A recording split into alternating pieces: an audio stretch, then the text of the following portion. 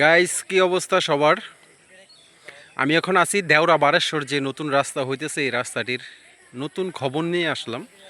আসসালামু আলাইকুম গাইস, সবাই ভালো আছেন আশা করি। যে যেখান থেকে ভিডিওটি দেখতেছেন দেশ বিদেশ ভিডিওটি একটু শেয়ার করে দিন যেন সবাই দেখতে পায়। বিষয় যেটা হয়েছে, এই রাস্তাটার কাজের আমি কোনো আগা মাথা উত্তর দক্ষিণ পূব পশ্চিম কোনো কিছু পাইলাম না। এতদিন লাগে একটা রাস্তার কাজ শেষ হইতে বা কাজ ধরতে। এটা শুরু থেকে ঝামেলা লাগেই আছে। আপনার যখন ফার্স্ট ওই বক্স কাটাগুলো ধরছে তখন থেকে ঝামেলা। তারপরে আপনার যখন বক্স কাইটা ওই সাইডে দিয়ে কিছু সাইড দেওয়াল হবে ওইগুলোর সময় ঝামেলা। যে দিকটা দেওয়ার দরকার ওই দিকটা দিছে না, যে দিকটা দেওয়ার দরকার ওই দিকটা দিয়ে বয়ে রয়েছে, বুঝছেন। আচ্ছা, এই ব্রিজটার কাজ ধরছে আপনার রমজান মাসে। এই দুই সাইডের যে পিলারগুলো ওইগুলো কমপ্লিট কইরা এখন এটা ফালাই রাখছে। সাদরা দিলে কিন্তু আমরা আপাতত এই দিক দিয়ে আসা যাওয়া করতে পারি।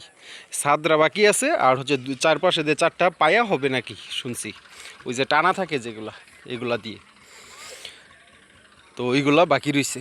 আচ্ছা, ঈদের কয়েকদিন পরে হঠাৎ করে আপনার দেখি 1200 সাইড দিয়ে বালু ফালাইতেছে। আমি আপনাদেরকে একটা ভিডিও দিছিলাম, সুলতানাজির বাড়ির যে মসজিদ আছে ওইখান থেকে আপনার হুমায়ুন দাদার একটা নতুন বাড়ি আছে ওই বাড়ি পর্যন্ত 2 দিন না 3 দিন মাটি ফালাইছে, বালু ফালাইছে আর কি।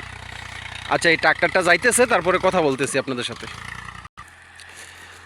ওখানে 3 দিন বালু ফালানোর পর হঠাৎ করে অনেক দিন যাবৎ কোনো খবর নাই, আর মানে কাজেরও কোনো খবর নাই, লোকজনকে আর চেহারা দেখা যায় না, বুঝছেন। তো আজকে 3 দিন যাবৎ আবার বালু ফালানো শুরু করছে আমাদের দেওরার সাইড থেকে, দেওরার সাইড দিয়ে আর কি। দেওরার সাইড দিয়ে বলতে এই যে কালভার্টের ওই সাইডটা 1200 আর এই সাইডটা হচ্ছে দেওরা, এখান থেকে আবার বালু ফালানো শুরু করছে। এই যে এই হইতেছে দেখেন বালু 3 দিনে কতটুকু বালু ফালাইছে। কয়টা ট্রাক দিয়ে বালু আনে জানেন? একটা ট্রাক দিয়ে 3 দিনে নাকি 30 ট্রাক বালু ফালানো হয়েছে, যতটুকু আমি শুনছি আর কি। তো এখন বিষয় যেটা হইতেছে, যদি বৃষ্টি বাদলের দিনে রাস্তাটার কাজ ধরে, কতটুকু রাস্তার কাজ কিভাবে করবে ওনারাই জানে, ওনারা কি করতেছে। আপনার ওই মুঠটা পর্যন্ত বালু ফালাইছে 3 দিনে, একটা ট্রাক দিয়ে আপনার 10 ট্রাক বালু ফালায় দৈনিক। এই যে বালু ফালানের পরিস্থিতি। বিকেলবেলা এই সাইডের ভিউটা সুন্দরই লাগে না? এটা হচ্ছে কদমতলা, ভাইরাল কদমতলা। আর এই যে 1200-এর বিলের দান তো মোটামুটি ফাঁকা শুরু হয়েছে। তো আমার কথা হচ্ছে, আর আরেকটা জিনিস আমি আপনাদেরকে দেখাই।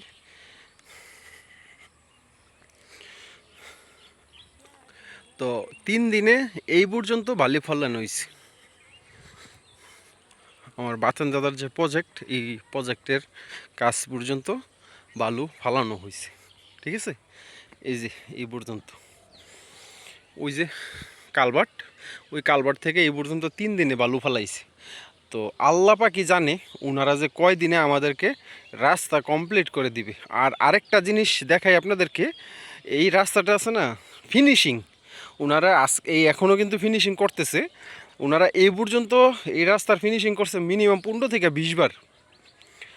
তো একটা রাস্তা করতে যদি ভাই এতদিন লাগে, আমরা তো একটা ভোগান্তিতে আছি। আমরা কিন্তু ভালোই ভোগান্তিতে আছি, যারা আমরা এই রাস্তাটার আশেপাশে পড়ছি আমরা কিন্তু ভালো একটা ভোগান্তিতে আছি। তো ওনারা বলতে পারে যে কি হয়েছে বা কি করব ওনারা। হ্যাঁ, তো এই হইতেছে কাজের এই রাস্তার পরিস্থিতি।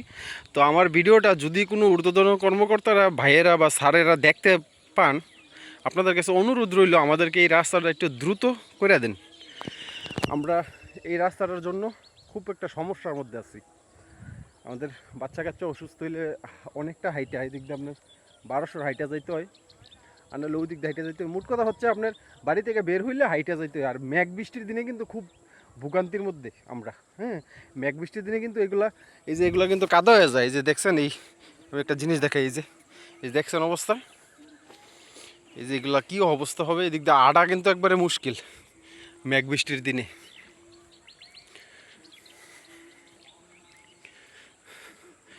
তো সর্বপ্রথম আগে ব্রিজের কাজটা ধরলে, আর আপনার ব্রিজের কাজটা ধরলে আর বালু তো ফালানো হইতেছে, যদি আর কয়েকটা গাড়ি দিয়ে বালু ফালানো হইতো তাইলে ধরেন আরও একটু দ্রুত কাজটা হইতো আর কি।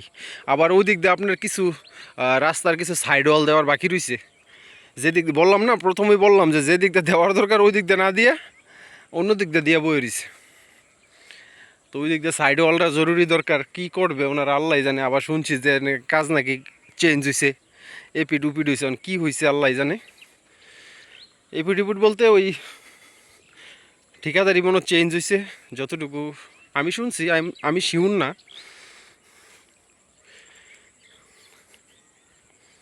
তো আমার কথা হইতেছে ধরেন পিচ জ্বালাইটা কদিন পরে হোক, আগে বালুটা ফালাইয়া তারপরে এই যে ইট বালু যে একটা ফালায় না, ওইটা আগে হয়ে যাক, হয়ে গেলে ধরেন আমরা একটু স্বস্তি পাবো আর কি, গাড়ি ঘোড়া চলবে, একটু আরামসে আড়াউড়ি করতে পারবো।